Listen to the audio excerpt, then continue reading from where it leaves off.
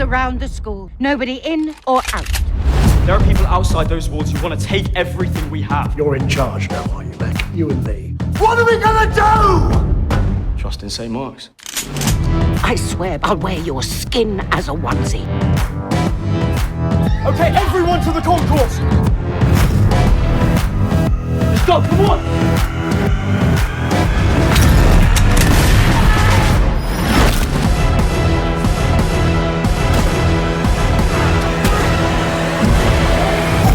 Stay alive. It's what your mum would want now.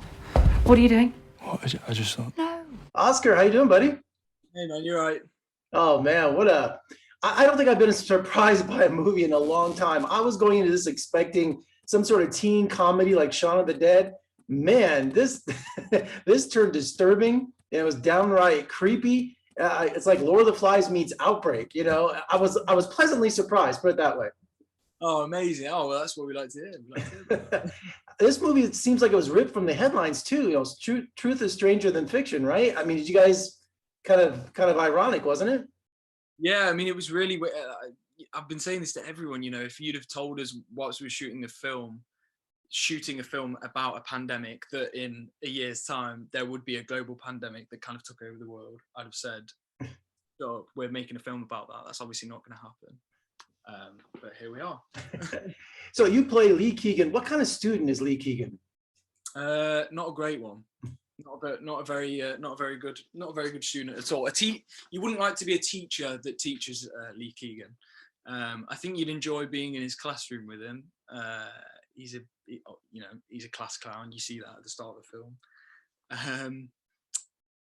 But he changes. He matures slightly as the film goes on. So he changes as a student. He changes from, being a class clown to, someone who kind of looks out for everyone.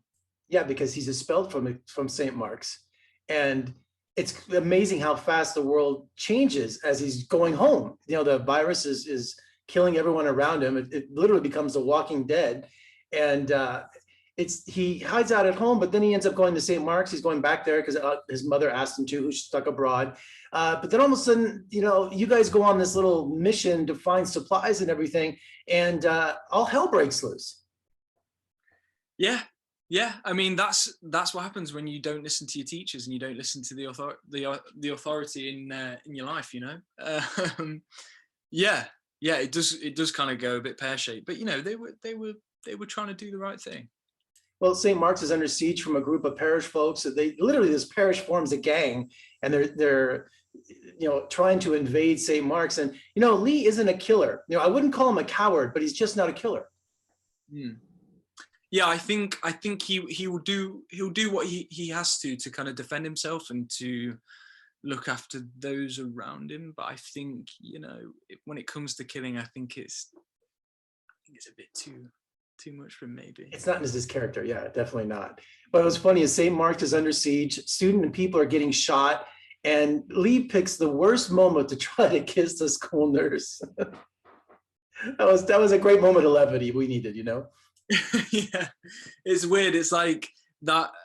I think Ollie, our director, is he from the start. Even in the script, he said, I want these last kind of 20 pages to just be absolute mayhem and just bam, bam, bam, bam, bam. And I think that is the moment, that's the final moment of it kind of being like a little bit of a pause. And then from then on, it's just full on.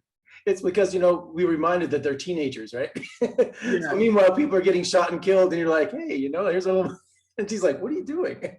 Yeah. They're not the adults that they're trying to act like. Yes.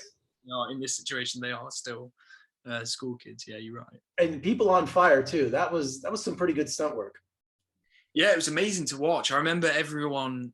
Like I remember the day that we shot. Well, the night that we shot that, and it was almost like we were going to watch like a fireworks event. Like everyone was like outside. Everyone was gathered around, ready to watch this guy just be set on fire. It was really weird. Because usually in those kind of stunts, you only see a few seconds, but they were on fire for a while and no cuts. I was like, wow, those guys are on fire. Yeah. I mean, the team that we had, I think they're like pretty well known for their like fire stuff. So yeah, they were ready for it. So best death, in my opinion, was Sebastian Croft, who plays Pew. You know, I thought he had the best one because when he got it, he just did this kind of like when you got shot, you would just like cut off all his nerves and stuff. That was unexpected. Yeah. It was definitely a really jarring one, that one. And you know, Bash he's an amazing actor. You know, he was fantastic. And his name was Pew. Is that a Treasure Island reference? You know, Blind Pew, very English. I'm not sure. It may be. It may be. You know, I'm a huge Little Britain fan, and Tony Head is your headmaster. You know, he played the Prime Minister in Little Britain.